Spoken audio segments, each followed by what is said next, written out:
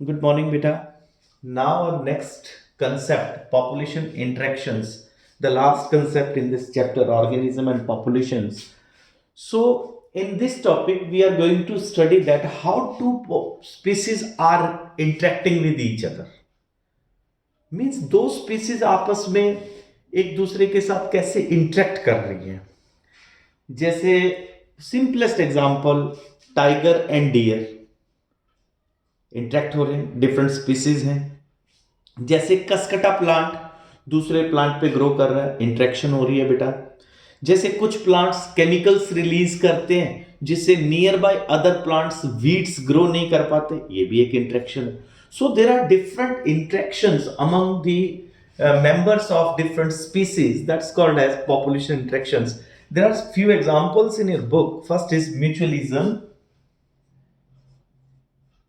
Mutualism is the type of interaction in which one species let A species and another species B, both are interacting with each other, and if both are getting benefit from each other,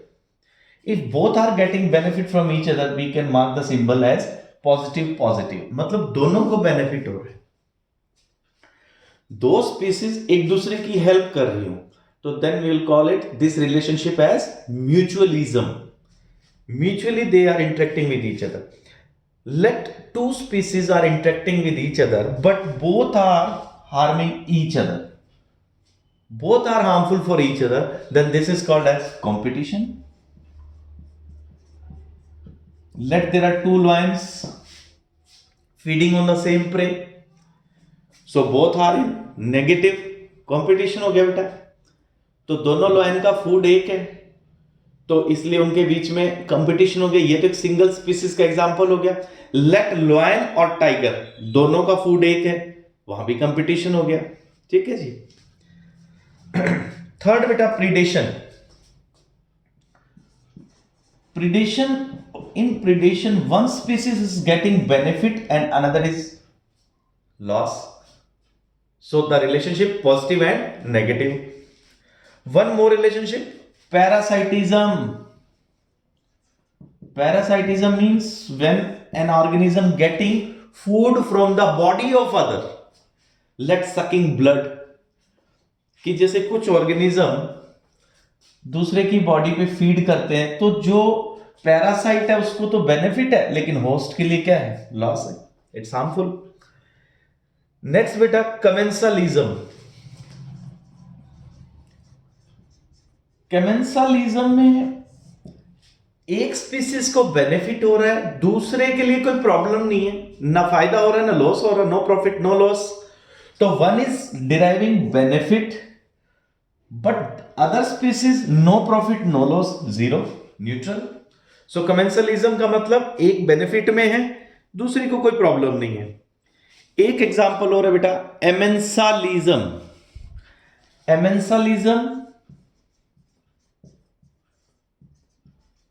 एमेंसालिज्म का मतलब जिसमें एक को तो कोई problem नहीं है लेकिन दूसरे को लॉस हो रहा है. तो ये किसका एग्जांपल है, एमेंसालिज्म. एमेंसालिज्म मतलब कोई एग्जांपल अगर हम देखें, बहुत अच्छा एग्जांपल है. जैसे एंटीबायोटिक्स हैं, पेनिसिलिन. अब पेनिसिलिन रिलीज कौन कर रही है, फंगस, और किल किसको कर रही है, बैक्टीरिया को. अब फंगस को तो कोई बेनिफिट नहीं है बैक्टीरिया को किल करने से. तो एमेंसालिज्म का मतलब इसमें आप एग्जांपल लिख सकते हो कि पेनिसिलिन जो रिलीज कर रहा है एंटीबायोटिक, तो उस एंटीबायोटिक से बैक्टीरिया के लॉस है बट फंगस को no profit no loss, zero.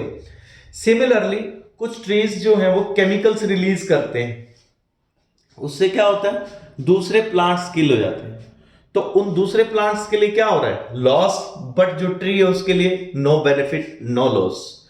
So these are some relationships among different members of different species when both are beneficial, when both are getting loss, when one is in profit and another is in loss, or one is getting profit, another neutral, one is loss, one in loss and another in neutral position.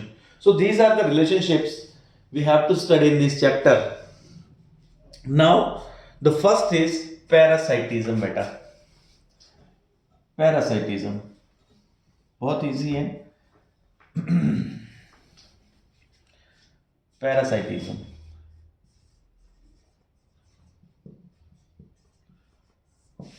Parasitism आपको पता है कि जब एक species दूसरे species पे grow करे, उसके होस्ट पर बॉडी पे ग्रो करे, तो होस्ट बॉडी से फूड ड्राइव करे,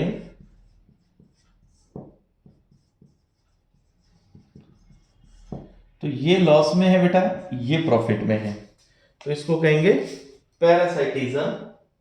one in benefit profit and another in loss.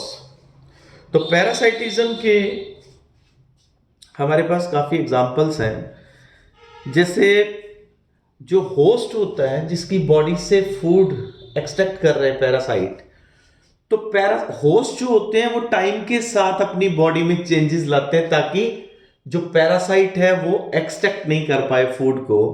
तो पैरासाइट भी साथ के साथ इवॉल्व होते हैं और सक्कर्स डेवलप करते हैं ताकि होस्ट की बॉडी से ब्लड सक कर पाए।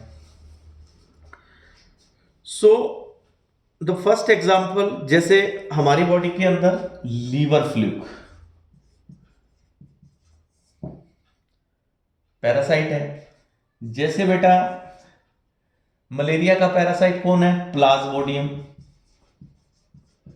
प्लाज्मोडियम हमारी सेल्स के अंदर ग्रो करता है। इसके बाद कुछ एग्जांपल है बेटा, जैसे आगे आपकी बुक में एग्जांपल्स हैं। Cuscuta parasitism. अब एक यहां पे आपकी बुक में बहुत इंपॉर्टेंट एग्जांपल लास्ट में दिया हुआ है बेटा, ब्रूड पैरासाइटिज्म का। Most important, brood parasitism. ये बहुत बार एग्जाम में आया है। तो इसके अंदर एक एग्जांपल है कि जब कुछ बर्ड्स अपने एग्स को दूसरे बर्ड के नेस्ट में रख देते हैं और जो दूसरा बर्ड है वो उनको प्रोटेक्ट करता है इसके फर्स्ट बर्ड के। जैसे मान लो ए बर्ड, लेट ए बर्ड बी बर्ड के नेस्ट में अपने एग्स को रखता है, तो ये क्या किसका एग्जांपल हो गया बेटा? ब्रूड पैरासाइटिज्म का।